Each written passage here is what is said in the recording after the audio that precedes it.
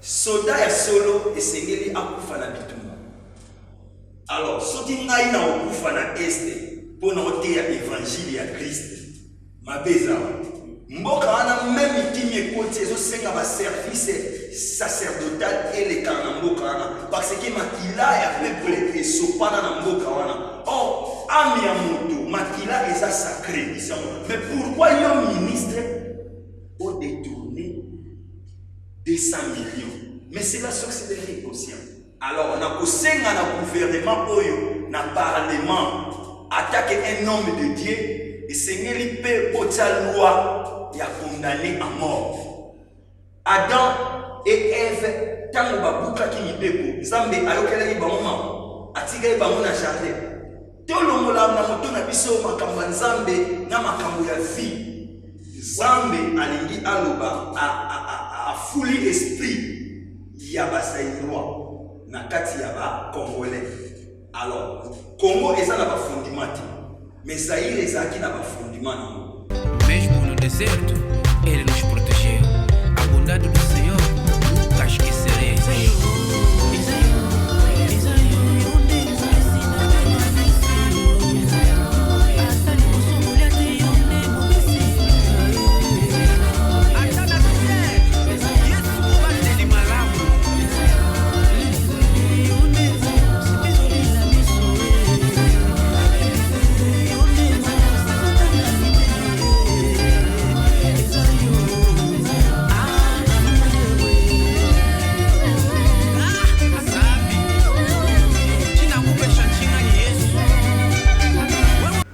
Merci très cher internet de la Tour de Bébé, de Sahel TV. Un grand merci à vous et à toute la grande famille qui nous suit dans ce moment.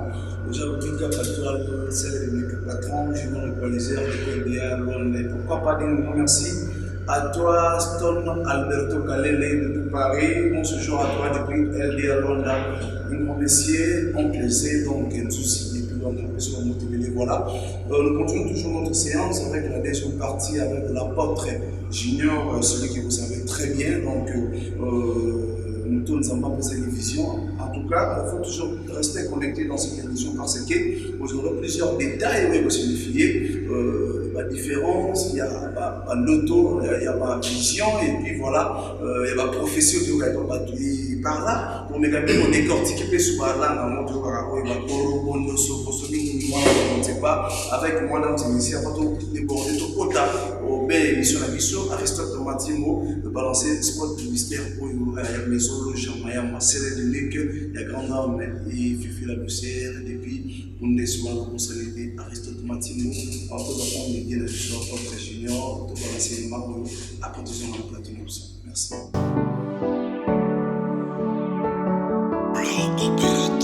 What's up, baby?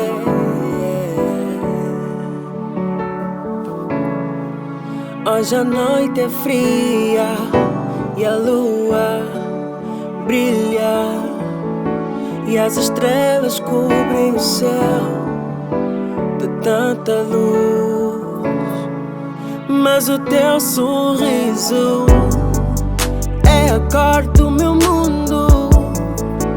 Eu nunca trocarei por milhares de sorrisos, porque a minha morada é o teu coração, coração, coração.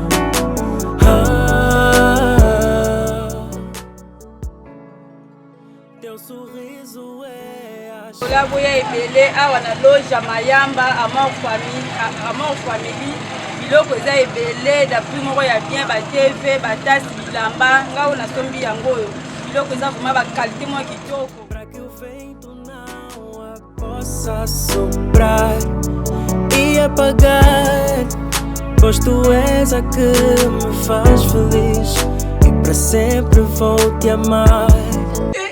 Balobi makambo eza ya kobeba, makambo eza ya kobeba bondimela ngai loja na biso eza kaka moko. Loja eza moko na kati ya palaka précisément na balabala na biso ya munene oyo bato nyonso bayebi loja Mayamba Amour Family. Yango nandi esimbi biso précisément na kati ya Luanda. Batilika na bango ba bilokosi, baya na bango na bilokosi. Mbalo toza koyela bino.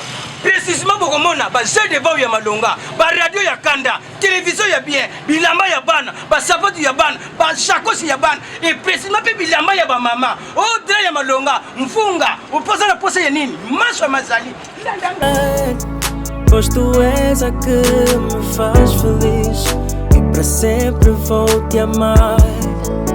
Teu sorriso é a chave. Bakoyoka tule ngaye amor family mayamba loja kitoko bonita limpa tudo não falta nada bayamba ka batu kitoko pour le pain assim comme loja na biso.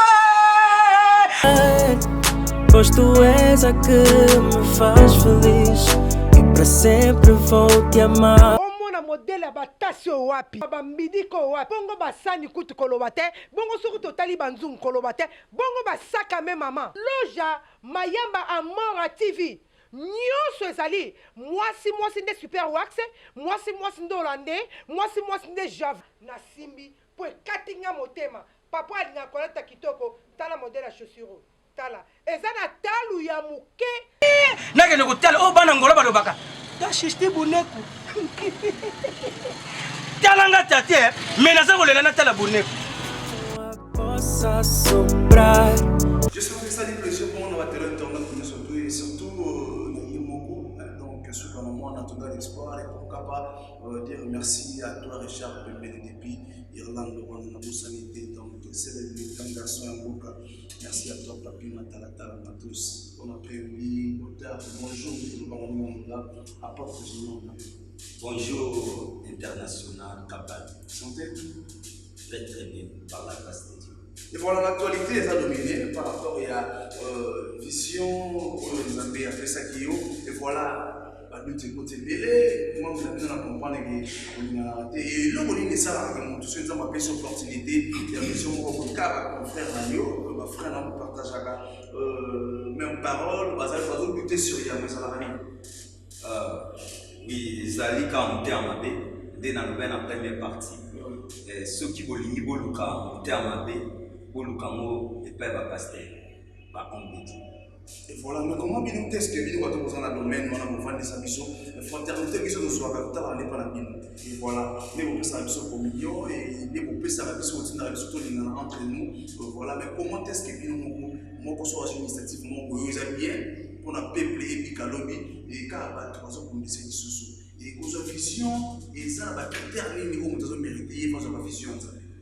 Oui, vision et ça n'a pas critère pour mon alors même le problème des dons Nzambe a pesi mon don selon yemo Nzambe ngali Bible zolo bake oyo akitaki ezakaka oyo amataki atiaki moto selon mesure.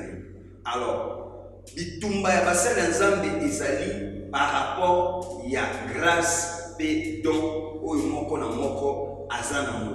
Alors mususu alingi bondima te ke mususu aleki. Mususu alingi bondima grâce ya moninga te. Ya ngona ekriaka entre basali ya Nzambe. Mais don spirituel eza elo moko o Nzambe apiaka epa moto non pourquoi obangaka ye non pourquoi yo utambola kosambela makasi mais Nzambe asalaka moto grâce lolenge ya alingi akopesa vision akopesa prophétie lolenge ya alingi eza Nzambe ye moto asala c'est ça. Et voilà, dans les commentaires de l'émission, il y a des commentaires qui nous souvent se demander, les chapitres de la à l'époque, il y avait ancêtre dans il y avait des prophéties, donc la vision, nous avons appelé ça, nous avons la référence dans la Bible. Est-ce que vision, nous avons apprécié au délo, la Kataïbi, par rapport à la président de l'émission Fadji, est-ce que les références dans le monde peut-être pour retrouver dans la Bible, est-ce que ça est? Oui, Toyoka a la prophétie, mais c'est plus difficile pour pas comprendre. Moi, je parle de la vision prophétique. Parce qu'il y a une différence entre Ndoto et prophétie et la vision. Bible est un bisabiso na mukanda Il y a Joël chapitre 2 verset 28. Zambaloki, après cela, je répandrai mon esprit sur les jeunes, prophétiseront. Les vieillards auront des visions. Et vos jeunes, et vos vieillards auront des songes. Et vos jeunes auront des visions. Donc, la Bible a détaillé déjà 3 catégories de dimensions. Il y a la prophétie, banana va prophétiser, et puis, mikolo osani, bakozwa bakolota bandoto, pe bajene osani, bakozwa vision. Nakati ya mokanda ya Daniel chapitre 2, verset 30 jusqu'à 40, tozomona Daniel a bajari ya vision ko ngana sui. Au monde en Mokuna, Babi amoni roi aloti ndoto ya stati. Et puis stati wana alotaki balobi esengela ki ba pesa explication nango elakisi nini. Aki pa Daniel a obike roi kubanga te Nzambe oyo a pesa kamakambo a pesi ngai par la grâce, sagesse et intelligence. Ya kuinterprete stati oyo monaki babina kati ya stati wana moto nango ezaki ya or maboko pe makolo mususu parti mususu ezaki mélanger mabele na mabele. Et puis Daniel ayebaki ko détailler yango abi ekozala na 4 royaumes oyo ekotambwisa mokili, mais azwi ba référence par rapport à Basile, par rapport à or, par rapport à argile, par rapport à mabine. Et voilà, votre ingénieur dans la catalogue. Sur le vidéo de note à Daniel, ils ont une parallèle entre monarchie et monarchie vision. Et voilà. Sur le vidéo, total marche nango. Ce qui est là, c'est une explication claire. On a peuple de Dieu, de expliquer vraiment. Oui. Omoni na bamboka neti ba Israël, ba États-Unis, bamboka o ba ni makambo nzambe. Ndenge vision o ezali étalée déjà bato bazoyoka ngo ezosenga rapprochement ya ba homme de Dieu, parce que il y a des hommes de Dieu oyo bamonaka koleka ngai. Il y a des hommes de Dieu oyo baza na sagesse et intelligence koleka ngai. Alors bamonde mutu fo babimisa. Au moment où tout le monde a détaillé mon émission, va lober la thème, va lober la vision, on va partie par partie. Et ça n'a pas tout batanga, ba signe. Et bon, on va libérer, ba le président libérer nakati. À comprendre que direct y a beaucoup consinaye et kusani et osalamaka makasi. Et bon, on a que président ba ange ba kiti. Baoluka bayeba ba ange wana mission nini basala, mais par la grâce que Dieu m'a donné ya mokie ya mona expliquaki, mais ezana bato ko bakobimisa mafuta na kati ya vision oyo makamba minene na kati ya nous. Alors je senga ba homme de Dieu nyonso oyo ya minene na oyo ya minene bayebi bamote na mboka balobe la vision oyo pona ete peuple wana oyo a souffert pendant beaucoup de temps azwa espoir moko na kati ya message. Et voilà, merci à vous. J'espère que Bateau va la mission va hyper intelligent, pas plus que nous, mais sauf qu'il va hyper intelligent, on va la mission va comprendre ensuite directement. Et voilà, par là, message nayo par rapport à la vision de ma Pesakio, mais si on te dit total à l'élo, actualité les derniers moments, donc malgré l'ange Makitaki, parce que Fachi Béton, qui m'a été colonisé dans mon cerveau vision, par contre, il m'a béni de faire, mais du jour au jour, la test Makila, ils sont dans le cadre. Est-ce que c'est plutôt que tout ça, l'autocritique, puis le temps, tout le monde va appeler quoi, tout m'a béni, on dirait, il faut mettre dans notre Fachi, jusque-là, depuis le massacre, tout ça, du jour au jour, j'espère qu'en restant automatique, on va balancer la image, on peut dire, comment est-ce que le peuple est là, donc de toutes les façons, je ne sais pas, par rapport à la vision de vous, est-ce que l'ange va réagir, est-ce que Fachi Béton, ma béni, non, t'es au comment? Oui, merci international. Par rapport à la réalité où tous vivre dans Mboka, ba massacre wana na Beni, na Butembo, na Este Mobimba, na Ituri, et Bandi Leloté. Ça fait des gens déjà 26 ans ou 25 ans où il y a insécurité des alliés na Mboka. Alors même na Kini wana bato ya kombia Kini ba na Kini te et là on mokoka ezanga ba massacre sama na Kini wana bonza babatela parce que ben insurgé wana déjà bazala partout ba prépara partout. Alors cette fois-ci tozomona président Fati nzamba capacité pour si ça va problème wana déjà azana nous. Parce que vision prophétique, ils ont le film, ils ont le TV, ils ont le lisapoté. Tout le monde dit que tu vas comprendre parce que vision zamba pesinga et sanisi pour maman n'a jamais voyagé n'a que souka na l'église. Mais vision au Zambé à la kisingai ezali Zambé pour pas résoudre les problèmes il y a estéwana déjà.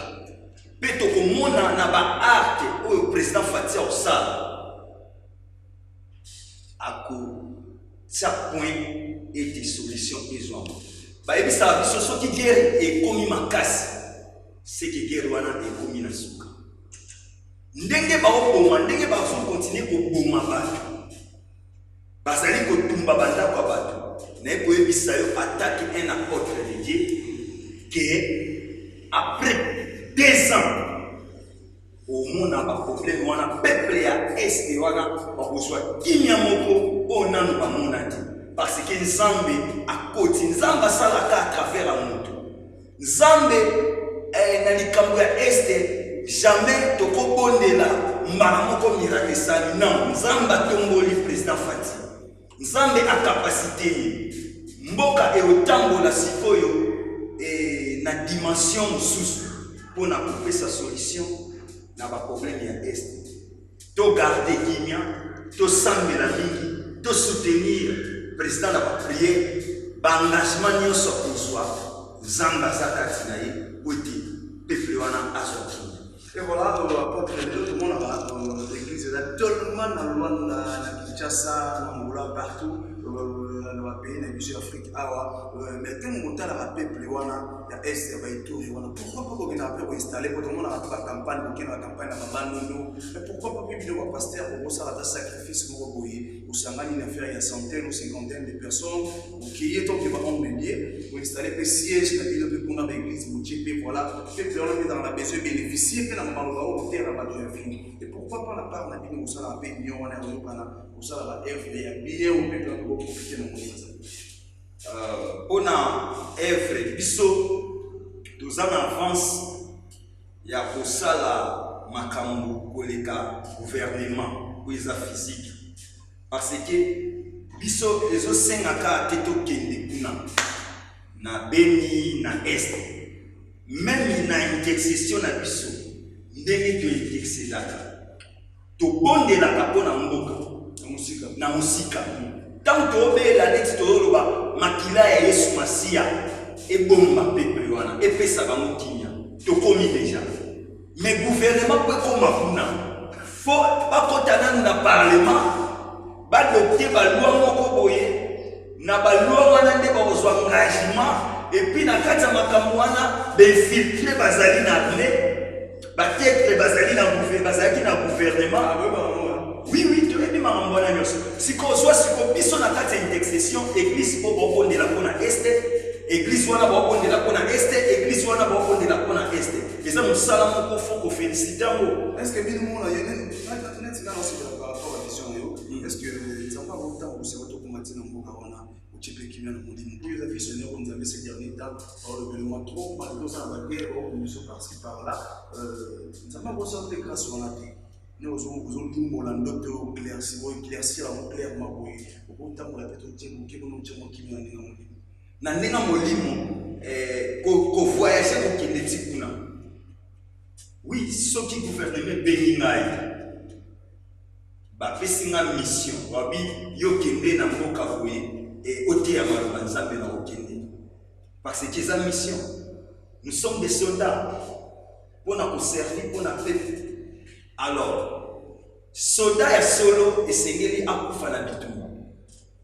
Alors soki ngai na okufa na este pour na oteya évangile ya Christ mabeza tozali prêt soki gouvernement bengi ba homme de Dieu babibi na bokende kuna parce que mboka wana mabele wana il y a 12 millions de vies de Congolais oyo bakufi mboka wana même kimi ekoti ezosenga ba service sacerdotal eleka na mboka wana parce que makila ya peuple esopana na mboka wana.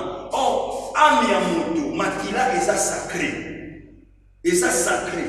Donc ndenge eza bongo même gouvernement etie kimia eosenga gouvernement etinda ba homme de Dieu bakende kosala sacrement, bakende kosacre mboka wana, bakende koloba maloba esengeli toloba maloba po ba esprit ya bandeko na biso bakufa na viol bana mike koboma basi ya zemi kokata bango. Alors makila wana ezoganga, makila ezoloba. Bible ezolisa biso ke makila ba innocent eganga ke pa nzambe vengeance biso atake basali ya nzambe esengeli to kota makambo moko to pesa un coup de plus pour nous soutenir l'Israël gouvernement. Et voilà, la première émission de Zakio, l'apôtre Wassera, l'émission du gouvernement bien fait grâce à tout le gouvernement Bimi. On dit, professeur, on peut prendre. Mais si bon, cette fois-ci, après avoir le gouvernement, autrement détournement à 1 million de dollars, au ministre qui mène en mot, à Kanakina Plaza, par rapport à la vision de mon ami, est-ce qu'il y a des gens peut-être un jour, un bateau, un petit, Fachi, Mabende, est-ce qu'il y a un entourage pour Fachi? Parce que pour ça, on a la meilleure, pour la qualité, la mise au point de fond entourage dans la vie. N'est pas mon gouvernement pour Ebimi, à part la EU, c'est critique. Ndenge gouvernement Ebimi, Zambe Azolokum, pour être ezali sengo pe espoir oyo apesi lisusu na mitema ya peuple congolais. Na sepeli makasi na encourager le premier ministre Samba Lukonde Zambe a soutenir yo pour agir rapidement pour un problème ya peuple. Gouvernement écoute travailler pour un détournement ya mon ministre mais oui et là comme on a l'ingénieur loba il faut toucher peuple congolais. Enseignement pour na ba génération basanini batanga bazala na bwania. Mais comment okozwa mbongo ya kotonga ba école, okozwa mbongo ya ba professeur ya ko sala ba banc ya ko somba ba ordinateur pour na bana wana bazala instruit. Pour le bébé la partout, attaquer moto, comment on peut détourner? Ça, c'est ce que nous appelons la sorcellerie inconsciente. Alors, batu ya bongo na gouvernement oyo ebimi baza na chance te esengeli kokanga bango. Alors, na kosenga na gouvernement oyo na parlement attaquer un homme de Dieu esengeli pe botia loi. Il a condamné à mort. Oui. Oh, oui. Et c'est une loi où ils allaient kolakisa. Motosoki ayibi mbongo ya ba Congolais. Motosoki ayibi mbongo ya l'État. Et c'est une basani. Balimbisete. Et c'est une bakangaye ba condamné à mort. Non, pas kolimbisete. Mais moto n'ensemble de apôtre. Aïbi a détourné, a commis éducation. Alors nous avons sengeli bakangaye, ba condamné à mort. Ceux qui va condamner à mort, ba onyoso ba kotikana. ba génération à génération ba koyeba soki na yibi mbongo ya l'État ba osani kufa na nga emonani. Alors nasali ko exhorter parlement, nasali ko exhorter gouvernement oyo na rigueur bo voter loi ya condamnation et ya mort pona moyibi nyonso oyo a détourné mbongo ya l'État. Et ça pour moi, est-ce que bibliquement parlant que l'apôtre visionnaire était dans un moment où il a détourné mon malgré mon tassoumi ça c'est ça qui est conscient mais famille est dans la cible on a l'apôtre pendant mon Nzambe visionnaire Nzambe on peut savoir mikolo ay plein de temps là on condamné à mort. Oui, et c'est pas condamné à mort, on doit y détourner mon à l'État parce que la sorcellerie est consciente et pire que la sorcellerie consciente. C'est pour ça que mon famille n'a pas membre de l'église. Oui, la Bible dit Dieu a envoyé Moïse avec la loi afin que celui qui obéisse dans la loi a sa vie, à vivre librement, à vivre dans la facilité. Oyo aza ko obéir à la loi. Mais oyo akoto sa loi ya Moïse te basani. Babo maye. Nani atinda loi des akinani. Et ça Nzambe.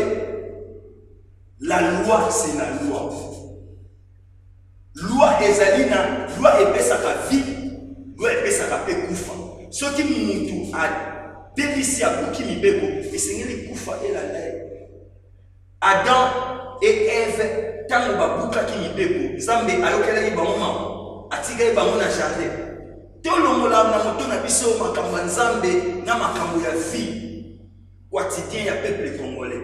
Soki otongi école wana ekoservir Bona peuple. Oui, natala ki ba image na mboka kuna na Équateur, na ba village, bana bazotanga mabe. Na ba te, bazotanga na nzete.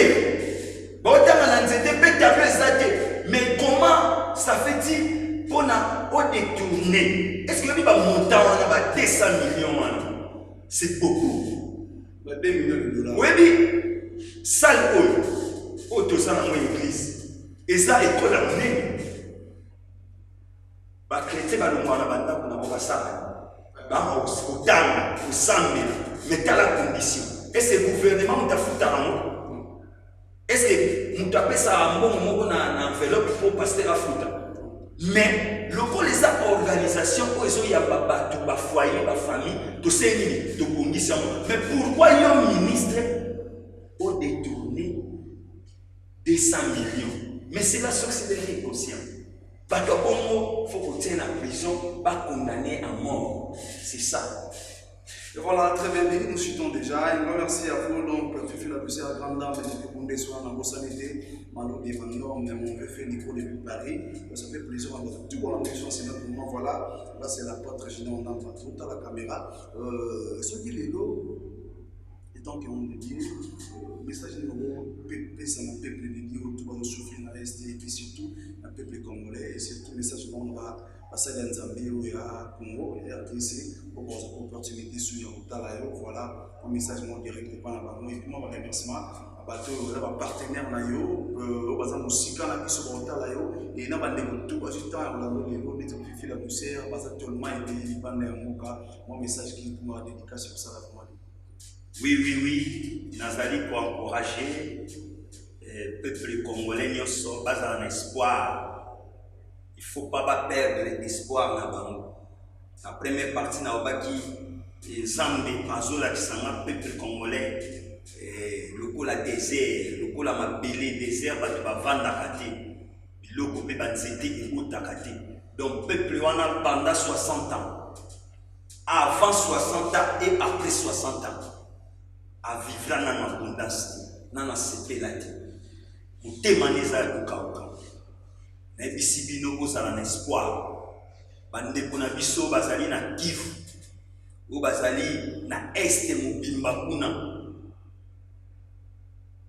Na eko pesa bino force. Ete bo zala na kondima ke makambu. Eza esundeni zala kite. Makambo ezo changer pe makambo ko changer okozala na kinya bato nyonso baolanda biso na remercier bino pona kozwa 1 minute 2 minutes pona ko yoka nini oyo Nzambe alingi alobela mboka à travers ngai mungu na ye. Merci beaucoup. Merci à vous, très gentil à vous. Nous chutons déjà, nous allons à la fin de notre émission. Voilà, big up à toi, Aristote Matimo derrière la caméra. Merci à Manon Devandom, ingénieur Alex Mombi des Bûches Congolaises. Et un grand merci à Manon Tuyobeka, en tout cas Aristote Matimo, affiché numéro. Il y a homme dédié, je ne sais pas, sur le matin, mot de la monnaie, papier de fou, maman, Puna, Kiba. Banga to koto ezala. Oh, dédicace to banga. Mais dédicace ya monde libanga. Ah OK. Ino ezala. Mais dédicace c'est banda na Bible. Ah OK. Autant marqué dans la Bible babi Jésus-Christ est fils de Fulani, fils de Joseph. Mutabota ya salaka boya ça mabanga. Yango ekozanga te pona bato baso soutenir Ève. Mais bino me baté exemple ne kozanga ba kimate, on nous dit ka opesi raison pour les avantages. Mais biso to wana Bible eza nyonso. Na minute oyo armée wana ba généraux nyonso oyo ya mobutu ba sokota makambo. Kuna hymne national wana oui yango hymne national wana na ningina expliquer bato que Nzambe a zongisi Congo en arrière. Mais j'aimerais bien mission na tout chango za la maintenir ça va bien. Oui, pas problème. Le les ba généraux, tous sont en deuxième. Mboke otango samalokola et lokola Congo le souti et otango samalokola Zaïre. Zamba zo souffler esprit ya Zaïre katina ba Zaïrois. Mais parlant on a presque quelque chose raison parce que c'est le hymne national à Zaïre on a c'est là. Oui. Malgré tout c'est la hymne national ya Zaïre mais Zambe alingi aloba a fouli esprit ya ba Zaïrois na kati ya ba Congolais. Alors, Congo est dans le fondement, mais Zaïre est dans le fondement. Au moins, on a armée, tout ça, unité spéciale, tout ça, mais dans Congo est dans donc il va continuer à faire des rebelles, il va continuer à faire des est, donc il va policier, il va faire ici, on a ces réactions exactes. Alors, Mboka Siko, ndenge gouvernement Bini, Mboka est autant sama selon loi. Oyo izaki na sayi ya muba kwa appliquer yango afin que mboka ekende. Alors on a coupé sa mbote ba dédicace na ngai rapidement na lingi na pesa mbote na père spirituel na ngai le prophète Joël Ingwen na pesi mbote pa ya mator na ngai awa na Angola.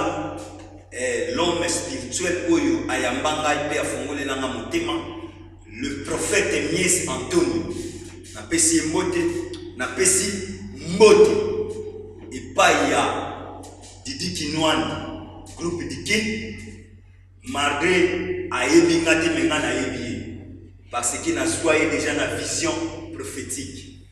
Alors na pesi mbote epai ya Eric Mandala ya yo ya moyo boss le vision za ba terminer le mot Nzambe mais ngana na liso omona mais biso wata boy vision na pesi mbote Eric Mandala le boss oyebi ngati me na pesi opona zui ezana makambo Nzambe azo préparer pona bino na pesi mbote epai ya musicien ezana mo normal omona o mabete na pesi mbote epai ya JB Piano Bambote ebele na pesi mbote epai ya mon ami personnel Roger Ngandu na pesi mbote ko eza ba dédicace na pesi mbote epai ya notre ingénieur ya image Aristote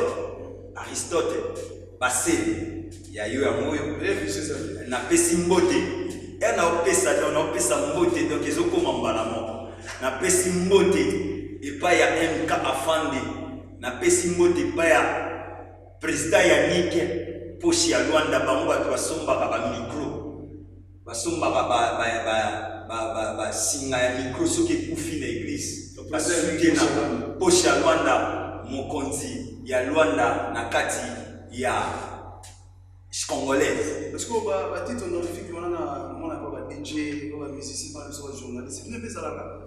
Oui, mutu faza asa na moi référence na ye. Mais nga ba benga l'homme de vision prophétique. Ba bi donc ba prophète na Congo ba prophétisa na bango. Ba pesa ba message mais ba to ba benga ba bi mais ozo pesa ba détail na vision na bi wana eza film.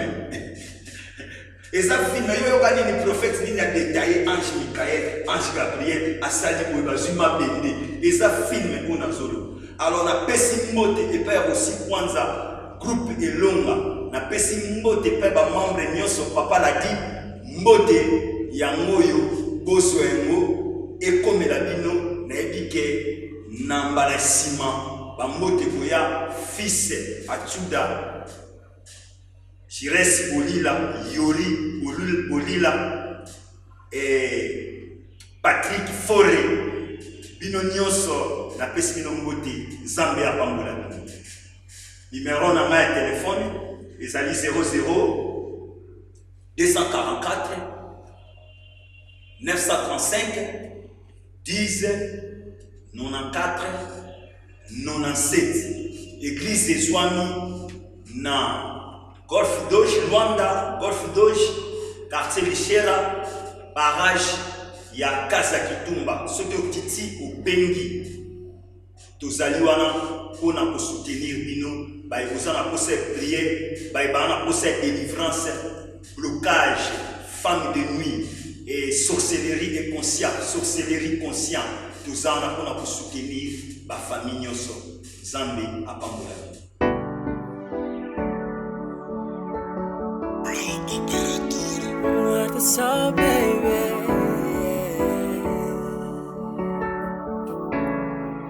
Hoje a noite é fria e a lua brilha e as estrelas cobrem o céu de tanta luz, mas o teu sorriso é a cor do meu mundo e eu nunca trocarei por milhares de sorrisos.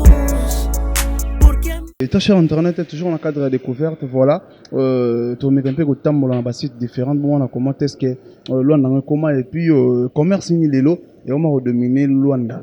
Kangi masolo na mndenge mboka et comment là lelo. Jadis tu es barra qui va faire les arrêts belé mais lelo ba fi par rapport au père et mboka et dans la majorité ba fi ba comment na bango vraiment pour le gamin mbongo na nenga commerce moi côté kaisa la vraiment bien et puis lelo tout dans la carte restaurant et toujours photomoni mère na biso azawa en tout cas faut tout s'approcher to me chama micro tout on a pour ça la vraiment plaisir toujours dans le cadre de la découverte émission na biso avec Carlos Caballo. Comment on est Kombo nanga maman Sylvie Fatou. Et la tala na caméra les autres on dirait que émission na biso découverte et le on peut-être dans le sala qui ça derrière na copo facilement. Pour tout vivre dans la réalité. Bon, les hommes ça nanga quoi. Oui, ça la vie pour na vivre na bana na kwa kufuta loja oyo na kwa kusansortir mama. Et voilà kala tu ba na ngola bat banoti ba mère mnoti na mabana ndenge zala bo kenda ngola buluka mombongo na ndenga vie moi ne bala bana terme ngala excuser pour na terme ko buila bo bula ndenge zala bo tshela biso mo 200 mo 300 mais lelo est-ce que par rapport ya masolo to yobela na londa ya kala est-ce que vie on a mibali bazo kabambongo basi ba yo osala vie ba kindumba et puis na kin bazo nga so mapango vie on ezaka rentable les autres pesa mbongo ou pas? Ah papa tout comme au début. Bon, pour Nangai, nana éviter pour le Cameroun a bien zaka kafo oteka. De osalabu. Ndi na osalabu e. Na si weza loja Nangai bomo na katia wanateka blo mingi. Wanateka ka ba plastique, nateka ka ba bloco kolia. Na sasa maleo wananga na kati awa. Donc ilondo bono yo ka kala ya mosuti. Tout a comment débrouiller donc ce côté quitter moyen pour vivre bien ça té et les des avantages ni ça na monde ya luka vie to na monde bar to na monde hôtel na ba coin ko za mibali baya ba nini ba pesa moi quelque chose to okende baluna hôtel nzoto des avantages ni za na ngambo na bini ko za na avantage ça ni bon avantage pendeza na ngambo oyo toujours luka mbongo nande bon lelo oyo soki nazosala boye nazosunga bato ebele kua ozomona ke eza neti bafille mosusu azokende koteka nzoto na ye mpo azwa mbongo yango te vi ekoma fo moto atoka na motoki na ye nde aozwa donc motoki yango eza te ya kosala buzuba motoki yango eza ya koluka ndeti bona telemi ntongo nazolamba kala mingi te bomonaka awa omoi bamesa oyo eyindaka baclient bakotaka mpenza batonda bazolia nalamba biloko différent nalambaka fumbwa nalambaka pondo madesu ya pamba nalambaka taba nalambaka ngombe kaka na batida bon loka biso taba mizima bangulu wana tolamba yango te nalambaka pondu ya pamba na pêche donc nasala babiloko nange ebele mais lelo conseil nini opesa bandeko na basi moko boye oyo batikalaka na vie wana to baozelaka lunda mpo lundaka na te efungama oyebi ya oyebi ya sono efungami yo okende te noke esali yo wana mposa ozwa diama te noke te nga kope na ngaka yango merci très gentil tala caméra tala siko caméra pesa conseil mona bandeko na nyonso pe ya basi oyo bavanda na ndako ata bapesi $1 million ye azwaka mbongo alati elamba kosomba ambiance bar bamakambo ebele tala bango ma conseil mwa moke bon ezaka na conseil napesa bandeko na nga ya basi omoni mbongo ezaka te mpoza bamillion mpo osala cope okozalaka ozwaka ata na 10 000 kwanza soki okeka ataka tinto oknini kwanza oketa nini osombi ata bamanga osombi ata bitabe osombi ata nini osala cope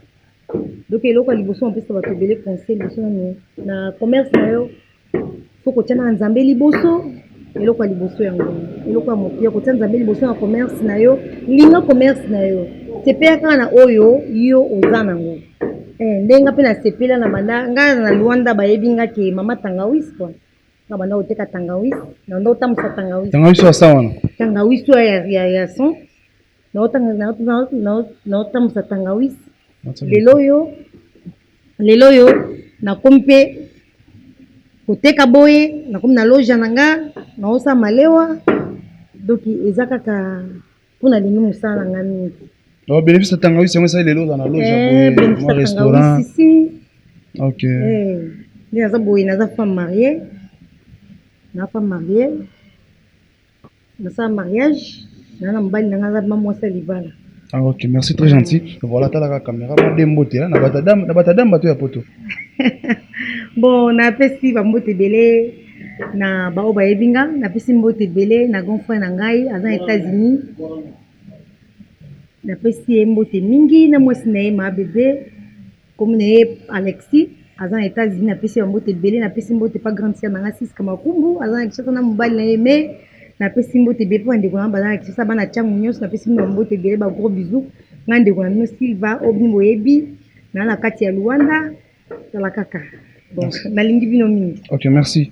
Très gentil à toi. Voilà, on est là, toujours dans le cadre de l'émission Découverte. Aristote Matimbo, Aristote Matimbo, mon caméraman, j'ai confiance avec toi. Le grand coach derrière la caméra, toujours à ça, on a supervisé, on a supervisé. Et ça, libère. Mais là, on a place spéciale là, Aristote, les années fou. Bon, les lobes, na lambi fungwa, taba, bunda madesu, mbika, bon. Gizaka pêche dans nos sa moi bloqué belé macabre dans nos sa. C'est très gentil à toi.